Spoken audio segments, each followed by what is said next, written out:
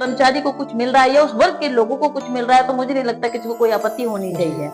और ये एक समाज ऐसा है, लोग कहते हैं पिछड़ी जाती है या दबे कुचले पायदान पे है, ये एक समाज ऐसा है जो कभी भी किसी से छीनता नहीं है, क्योंकि इसने छीनना सीखा ही नहीं। अगर ये इसने देना सीखा है। अगर इसको छीनना आ रहा होता तो मुगलों के टाइम से, अंग्रेजों के टाइम से अब तक ये जो आज लोग सियासत पे सियासती कर रहे हैं ना, तो सबसे पहले ये लोग होते कर रहे हैं, वो कर रहे हैं। आज के टाइम में ना एक सोशल मीडिया ऐसी चीज होगी कि लोग चाहते हैं कि हम ये बोले गलत और लोग हमें फेमस कर देंगे।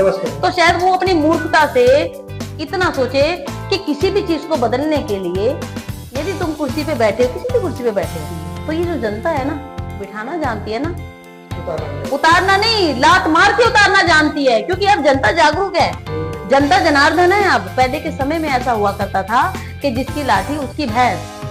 अब ये जनता लाठी छीन करके भैंस अपनी तरफ उड़ेलना जानती है। अगर जिन बच्चों का अस्तित्व खत्म हो गया, जो बच्चे 15-16 साल की उम्र में आने से पहले ही अपने माता पिता के कंधे पर राम नाम सत्य हो गया, उन बच्चों को कैसे बचाया जाए? तो इसके लिए देखिए जगना सभी को पड़ेगा।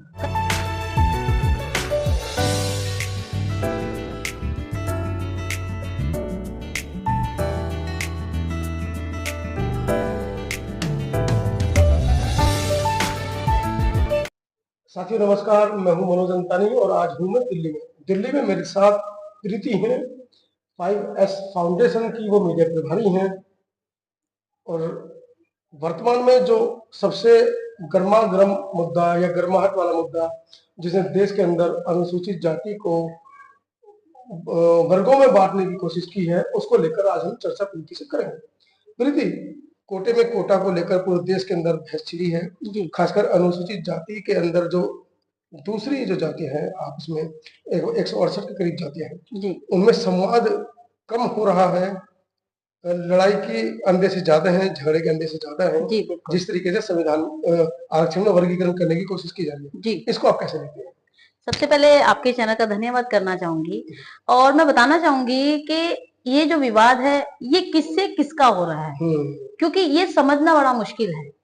दूसरी बात कि कोई भी स्वच्छता कर्मचारी जो देश का, पूरे देश को स्वच्छ रखता है, वो जब भी उसको कोई कार्य सौंपा जाता है तो वो कभी भी उस कार्य को करने में भेदभाव नहीं करता। हर एक कंट्री में या कहीं भी आप जाओ, अगर एक स्वच्छता कर्मचारी नहीं है तो उस देश की दुर्दशा जीरो है। आज बिल्कुल, आज भारत देश के अंदर एक ऐसे देश के अंदर जहां पर एक संस्कृति को लेकर और एक कहते हैं ना जो संस्कार है उनको लेकर ऐसी बातें कही जाती है, तो कहीं ना कहीं हम लोग अपने पीढ़ी दर पीढ़ी जो कार्य करते आ रहे हैं, तो सभी को हमारी जो देखने की दृष्टि होती है वो एक बहुत अच्छी होती है। मगर आज जब कहते हैं ना, जब घर के आगे कोई आता है हाथ फैलाए मांगे, तो हम उसको कुछ देकर ही भेजते हैं ना, नहीं तो ऐसा लगता है मन में कि अरे वो चला गया है, क्योंकि हमारे मन में वो दया दृष्टि शुरू से ही है।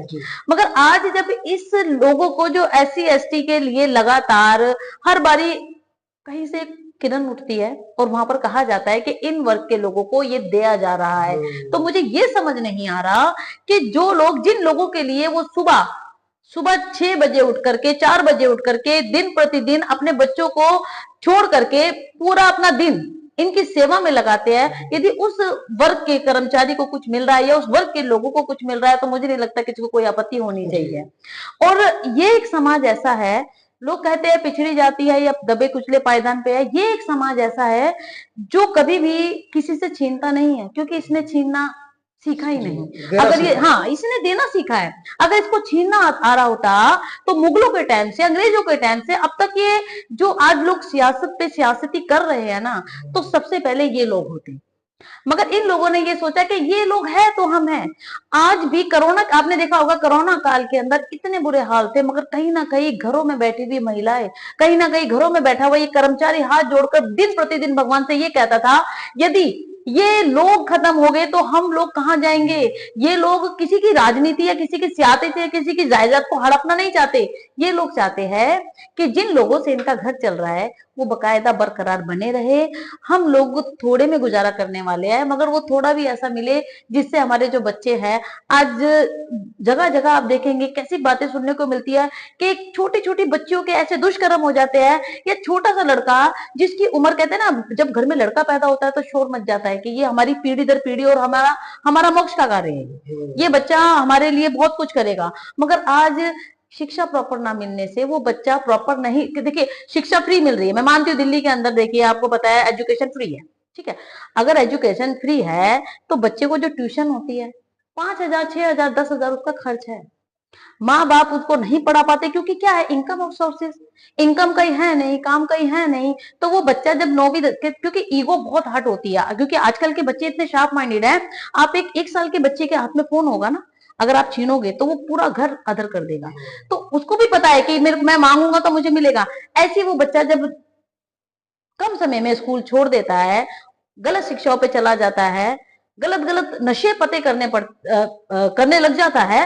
पहले दिल्ली के अंदर मुझे देखिए मेरी उम्र इतनी हो गई है कि 40 साल क्रॉस है मेरी उम्र। उस एज में मैंने आज से 20 साल पहले ये वाली चीजें नहीं देखी थी कि घर घर में नशा बिक रहा है। मगर आज दिल्ली के अंदर नहीं, आप किसी भी स्टेट में चले जाओ नशा आपको इजिली मिल जाएगा। आप अगर पानी की बोतल लेनी होगी ना, आपको 100 कोस दूर जाना पड़ेगा, आपको बच्चे के लिए दूध लेना पड़ेगा 100 कोस दूर जाना पड़ेगा। मगर नशा आपको बराबर वाले कमरे में भी मिल जाएगा। किसी से आप तंबाकू मांग के देखो, किसी से आप बीड़ी सिगरेट मांग के देखो, तुरंत आपको अवेलेबल है। यदि उसको रात को दरवाजे बजाओगे, आप कहोगे मेरा बच्चा भूखा है, दूध नहीं मिल पाएगा। तो जो चीजें, जिस चीजों की नीड है, जिस देखिए विकसित भारत बनाना यानी कि देश को विकसित करना, तो आप कब जब तक कुछ नहीं कर पाओगे जब तक इस ग्राउंड लेवल को आप देखिए ये लोग किसी के चीजों पे। तो सरकारें तो लगातार प्रयत्न कर रही हैं, आपको उनसे भी दिक्कत है? देखिए भाई साहब वही वाली बात है ना, प्रयत्न इतने सालों से, देश को आजाद हुए कितना समय हो गया, अभी 15 अगस्त आने, कल 15 अगस्त है। तो कहाँ आपके बच्चे स्कूल जा रहे हैं? वो तो कांवड़ लेने जा रहे हैं, माता के दर्शन कर रहे हैं। जब स्कूल नहीं जाएंगे, ऐसी जगह पर जाएंगे तो कैसे उनका भला होगा बताइए? देखिए आप कह रहे हैं हमारे बच्चे कांवड़ लेने जा रहे हैं, देखिए आप किसी की आस्था को ठेस नहीं पहुंचा सकते। मगर यदि कोई बच्चा ऐसा, देखिए कांवड़ लेने कौन जाता है, कौन बच्चा जो खाली होगा, जिसे दारू पीनी होगी, भाई भोले बाबा का प्रसाद लेने तो वही जाएगा ना। जिसको भांग चाहिए, चरस चाहिए, दारू चाहिए, वही तो जाएगा घर से। देखिए ये आप हर किसी को नहीं कह सकते, पहली बात। दूसरी बात ये है कि हर एक चीज को आज के टाइम में तो धंधा बना लिया है। किस चीज में धंधा नहीं है आप बताइए? आप किसी एक काम को लेकर के बता दीजिए कि आज मैंने ये काम खोला है, इसमें धंधा नहीं है। आप एक टाइम ठीक दोगे, अगली बार आप फिर उसमें मिलावट करने लग जाएंगे। मेरा कहने का मतलब ये है कि क्या जैसा का बेटा, क्या मोदी जी का भाई, क्या अरविंद केजरीवाल का भाई या अरविंद केजरीवाल के बच्चे कभी कांवड़ लेने गए?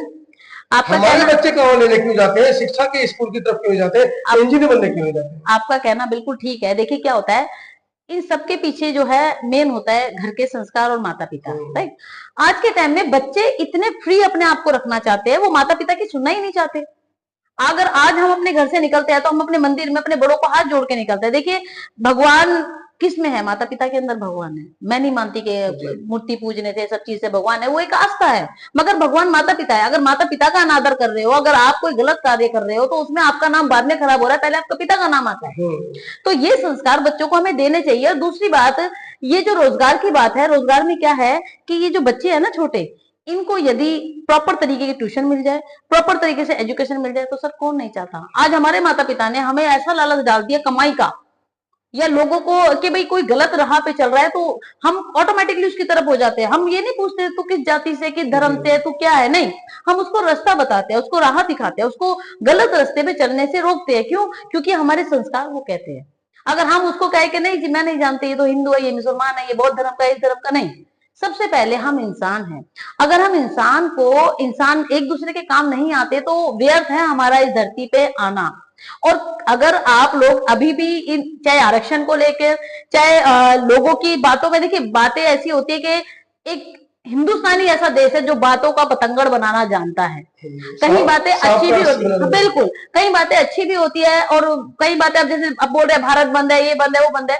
अभी कोई चीजें ऐसी होती है। भारत का समर्थन नहीं करती है। देखिए मैं कैसे करती हूँ सर? क्यों? अनुसूचित जाति के हक छीने जा रहे हैं, उसको लेकर अगर कुछ संगठनों ने भारत बंद का आह्वान किया है, तो आपको क्या परहेज इससे? देखिए मैं तो यही कहना चाहूंगी, भारत बंद नहीं होना चाहिए। जो सरकार बैठी है उसको सोचना चाहिए कि हम इनको भारत बंद करने पर क्यों उतारू करें। सरकार ने तो कह दिया, कोर्ट ने कह दिया कि इसमें वर्गीकरण करो, आरक्षण मोदी जी कह रहे हैं अगर चाहे मोदी जी तो दे ला सकते हैं, सब लेकिन कुछ उन्होंने बराबरी कहा है। मैं वही तो आपसे कहना चाह रही हूँ, हो सब कुछ रहा है। मोदी जी कोई ऐसा तो नहीं है कि कोई पुतला बन के बैठा है, किसी ने चाबी भरी तो बोल दिया। इंसान का खुद का भी तो सेंस लगता है ना, कि मेरे मेरे मेरे मैं जिस देश का प्रधानमंत्री बन के बैठा हूँ, उस देश के जो निचले वर्ग के लोग हैं उनकी क्या पीड़ा है, उनकी क्या हालत है। अभी आप मैडम उन्हीं के मंत्री कहते हैं कि हम तो संविधान बदलने आए हैं आज तक, फिर उस दोबारा मंत्री का भी 2-3 महीने पहले खुद उन्हें बयान आया कि हम तो संविधान को बदल के रहेंगे। देखिए मतलब वो मंत्री इतना बड़ा बयान देने के बाद भी मंत्री पद में है, मैं तो आप देखिए कैसे मोदी जी से कह सकती है कि मोदी जी हमारे पक्ष में बात करेंगे? देखिए मैं आपको इतना कहना चाहूंगी कि संविधान बदलने की तो किसी के बाप में हिम्मत नहीं है। ये शब्द मुझे बोलना नहीं चाहिए, मगर मैं कहना चाहूंगी कि अगर इतना किसी के अंदर ताकत है, ये क्या होता है देखो, हर एक चीज के लिए ऐसे से अफवाह उड़ा देते हैं, हम ये कर रहे हैं, हम वो कर रहे हैं। आज के टाइम में ना एक सोशल मीडिया ऐसी चीज होगी कि लोग चाहते हैं कि हम ये बोले गलत और लोग हमें फेमस कर दें। तो शायद वो अपनी मूर्खता से इतना सोचे कि किसी भी चीज को बदलने के लिए, यदि तुम कुर्सी पे बैठे हो, किसी भी कुर्सी पे बैठे हो, तो ये जो जनता है ना, बिठाना जानती है ना, उतारना नहीं, लात मार के उतारना जानती है, क्योंकि अब जनता जागरूक है, जनता जनार्दन है। अब पहले के समय में ऐसा हुआ करता था कि जिसकी लाठी उसकी भैंस, अब ये जनता लाठी छीन करके भैंस अपनी तरफ उड़ेलना जानती है। तो जनता से टक्कर ना ही ले तो कोई पार्टी, तो मैं यही कहना चाहूंगी कि बहुत अच्छी बात है। और उन लोगों को भी समझाना चाहूंगी कि आप लोगों के पीढ़ी दर पीढ़ी जो पिता स्वरूपी थे, जिन्हें आप अपने कहते ना दादा परदादा बोलते थे, जिन्होंने आपको आज लखपति करोड़पति बिठा करके बिठा रखा है, और इन लोगों का हिस्सा जो आप छीन रहे हो, तो मुगलों का टाइम भूलो मत। मुगलों के टाइम में एक एक मात्र यही एक ऐसी जाति थी जिसने ना तो अपनी जाति बदली, ना अपने कर्म बदले, उस कर्म को लेकर के आज भी जो कर रही है अपने पूरे हक और अधिकार से कर रही है। यदि इनका हक छीनोगे ना, तो इस धरती पे ही नहीं, वहां भी जगह नहीं मिलेगी। अनुसूचित जाति में एक वर्ग ऐसा है जिसने डॉक्टर अम्बेडकर की बातों को माना, पहचाना, पढ़ा, आगे बढ़ा, तरक्की की, नौकरियां भी पाई।